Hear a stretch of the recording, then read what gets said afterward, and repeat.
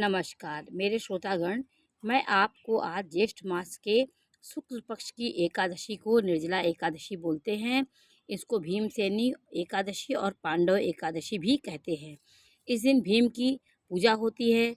गंगा के किनारे भीम का बड़ा सा पुतला बनाया जाता है। उनकी विधि विधान से उनका परिक्रमा की जाती है, उनकी पूजा होती है। इसको निर्जला एकादशी, भीमसेनी एकादशी और पांडव एकादशी भी कहा जाता है। तो यह एकादशी 6 जून को 2:15 से प्रारंभ होगी। 2:15 प्रातः रात के इस पे प्रारंभ होगी 6 जून को, और 7 जून को इसका समापन होगा। 4:47 में यह समाप्त होगा।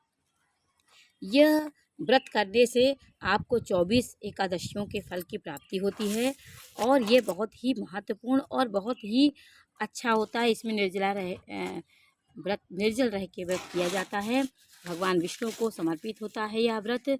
इस व्रत में आपको सुबह एक चौकी पे एक आसन लगाना चाहिए। आसन लगाने के बाद एक पट्टे पे पीला कपड़ा बिछा करके उसमें भरा कलश रखना चाहिए, और भगवान विष्णु की प्रतिमा से लगा करके उनमें, और गणेश जी की प्रतिमा को भी स्थापित करना चाहिए। दोनों की प्रतिमा स्थापित करें, उनकी विधि विधान से पूजा करें।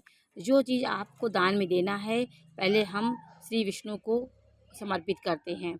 जैसे घड़ा, हम जल भर के घड़ा रखें, उस जल भर के घड़ा हम किसी प्यासे को पिलाएं, या किसी को भी हम उसको दान दें, जिससे हमें ये दान देने के ये सब वस्तुएं हैं। प्राचीन काल में जब यह एकादशी में इन चीज़ का दान, जो व्यक्ति पंखे का दान होता है, इसमें घड़े का दान होता है, जल से भरा हुआ, मीठा भी भर सकते हैं उसको।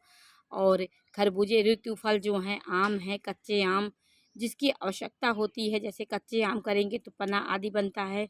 तो इस दान देने से पहले, इस सब दान देने से ऋतु के अनुसार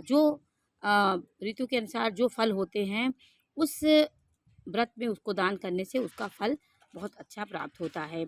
उसके बाद हम पूजा करने बैठते हैं, तो हाथ में हम अक्षत तिल लेकर के भगवान विष्णु की हम कथा सुने, उनको हम फूल चढ़ाएं, पीला फूल चढ़ाएं, जल से हम आचमन करें। जैसे विधि विधान होता है पूजा का, उस प्रकार आप पहले जल छिड़केंगे, फिर फूल अर्पित करेंगे, फिर उनको चंदन लगाएंगे, तिलक लगाएंगे। श्री विष्णु को, गणेश की भी पूजा उनके साथ की जाती है।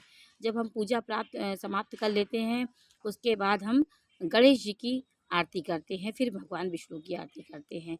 ये करने से गणेश भगवान कार्यों को